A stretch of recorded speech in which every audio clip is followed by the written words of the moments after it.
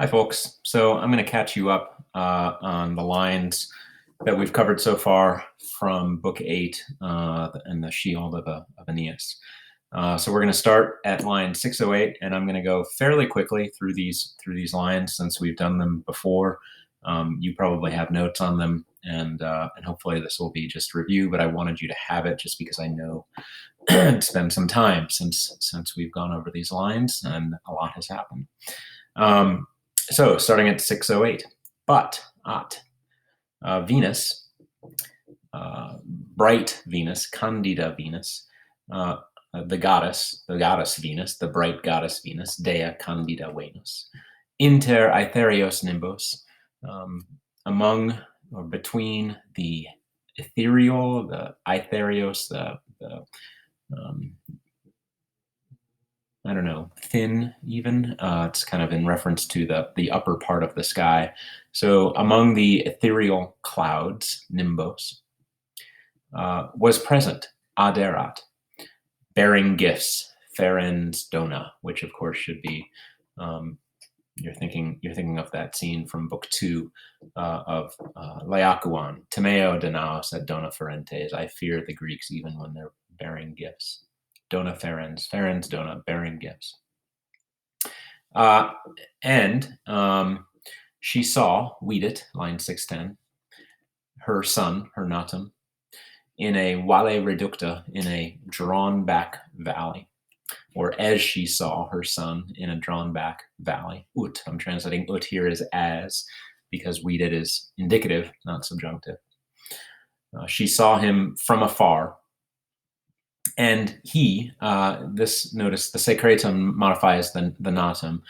Secretum can mean secret. It can also mean kind of like separated. And I think that's probably what it means here. Separated, and perhaps taken closely with the procol, from afar or far off by an egelido flumine, by an icy river. She ad fata est, a deponent verb. You should now be familiar with that verb, for fari fatos sum. So here the perfect third person singular, Venus is the subject, ad fata est. So she spoke to or addressed him, him implied here, talibus dictis, with such words, meaning what's going to follow the quote that's about to follow. And que ab tulit, you can see the root of tulit there is pharaoh. She brought herself.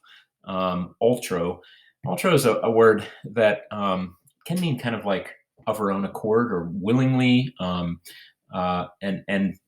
can also just means kind of beyond or besides or additionally or something like that. It's an odd word here. I wouldn't pay it too much attention, but translate it loosely as she brought herself up to him. And here's what she says, en, which is similar to ecce, behold, the munera, the gifts, and they are promisa, promised. The promised gifts, perfecta. Maybe here there's an implied sunt, or you can just translate it as the perfect passive participle. Having been finished, having been perfected, arte, by the art, by the skill, me conjugis, of my husband. The next clause here, ne, is introduced by ne, and you'll notice the verb here is subjunctive. Kind of this is one of those kind of like a soft command, a volative subjunctive. You should not doubt, ne dubites, either to demand into battle. So dubites, ne dubites in proelia poscere.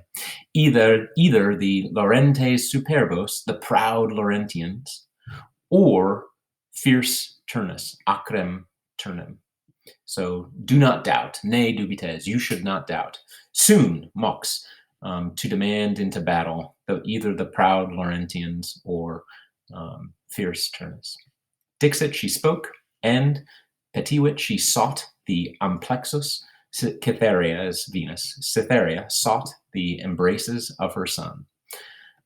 And she put the arms, the arma, the radiantia arma, the radiant arms, under the adversa quercu, under an opposite tree, oak tree.